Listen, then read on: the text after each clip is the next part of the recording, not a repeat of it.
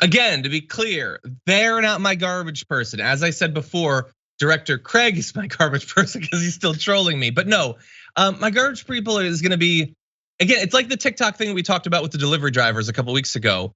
Like, make your stuff, but don't opt in people who are just working. They're just desperately trying to survive. And I'm not saying that worker necessarily minded. I'm not saying that they were terrible. Her voice, I thought, was pretty good. And the family definitely seemed into it. I like that, families working together. But just like, make that video yourself singing. Don't like obligate a worker to be a part of your production. Don't do that. Brett, what do you think? This is my favorite family. I've seen this. I know it's a little bit. It's a little bit. I know, but the thing I noticed when watching it again is like the kids don't get to solo.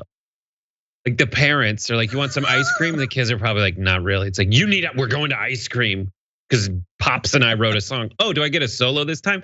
Maybe when you're older. This isn't about you. But the kids did seem into it. They were like dancing. They were looking at the camera. They seemed into it. The kid at the end like clenches his hand when he hits the note. Oh my God. And they have those aren't because they're all in the same middle school, those two kids. That is because that's the hoodie for the Sharp Singers, which I think is actually, if you're gonna have a last name and sing, you want to have a name that doubles as a musical term.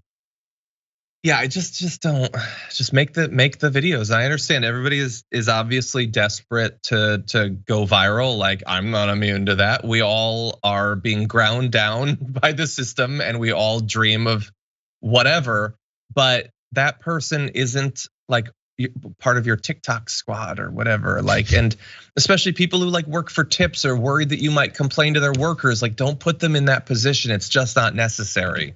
Musical singing like pronunciation is also like my trigger, where it's like, I want you to be happy. Like no one sings like that extra. Ugh, it's so bad. Yeah. Anyway, I thought her voice was pretty good, and I'm not against pageantry. I've watched every episode of Glee, as I keep saying, but just keep it in the right context. That's all I'm saying. Or else you'll be garbage. Okay, now with that said, I think it's time to see what you all think for this week very quickly, because we are very close to running out of time. Oh, thank you very much for that. You all voted yesterday. In fact, 37,000 of you did. And here are your top 5 garbage people for the week. First of all, at number 5 with 2% of the vote is the mayor of a place in Ohio for suggesting ice fishing leads to prostitution. So good. That is a story that needs to be talked about. Those slutty cold fish. Anyway, with number 4 with 10% of the vote is Marjorie Greene for her gazpacho police comments. Really, just number 4, interesting. Number 3 with 16% of the vote is Canadian truckers for causing chaos for Ottawa residents. It's on the same level as the gazpacho thing. Number 2 with 19% of the vote is Ronna McDaniel for claiming January 6th was legitimate political discourse.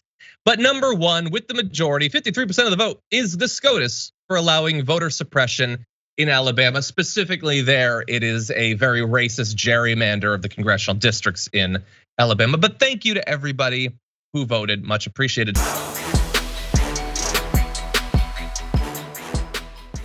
Check out the Damage Report podcast each day, wherever you get your podcasts, whether Pocket Casts or Stitcher or iTunes. You can join me as I give you the news and stories you want, with a range of co-hosts and interview guests jumping in on the fun each day.